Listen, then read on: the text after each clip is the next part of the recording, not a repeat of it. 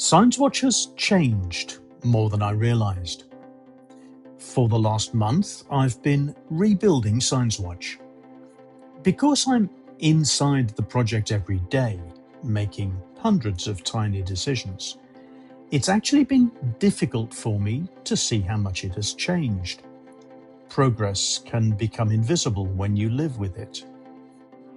Then I put today's version next to the version from just a few weeks ago, and I realized something. SignsWatch hasn't just improved, it's changed category.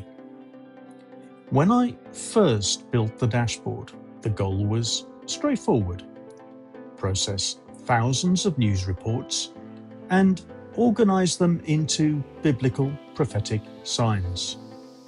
It did that well. It showed the latest signal, the current risk mix, trend graphs, confidence levels, and statistics. It looked professional and it contained a lot of information. But looking back now, it was still fundamentally a dashboard.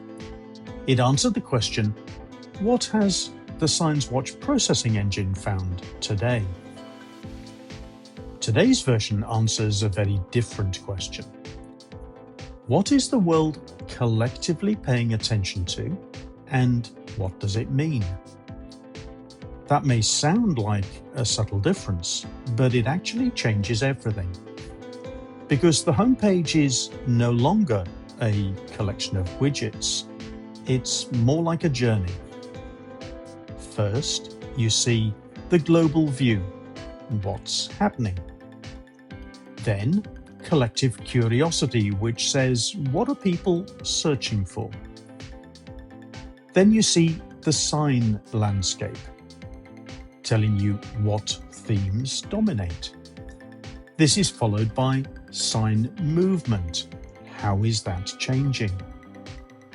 Then you see usefulness.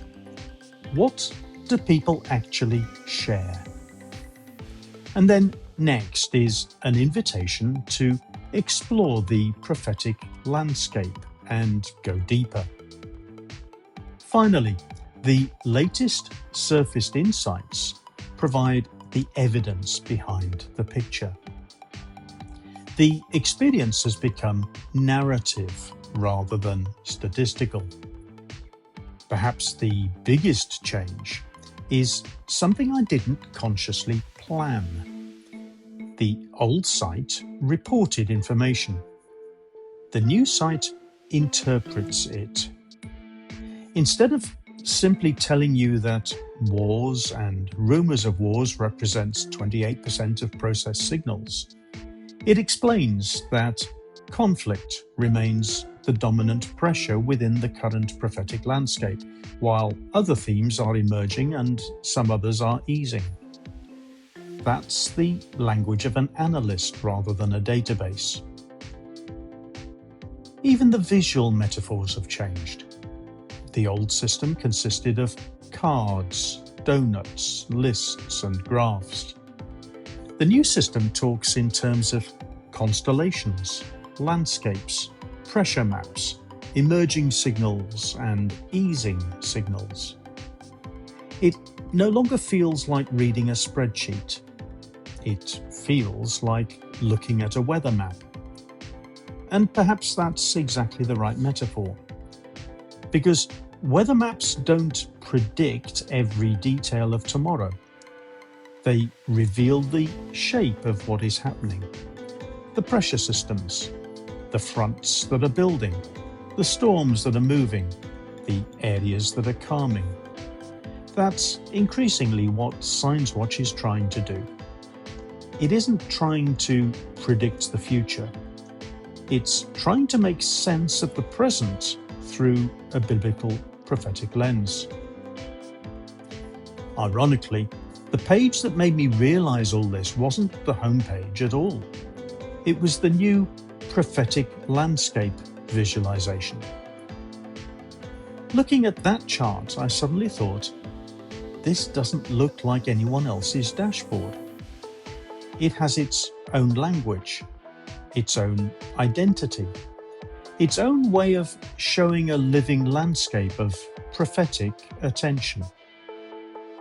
And that's when I realized that SignsWatch has quietly become something much bigger than I originally imagined.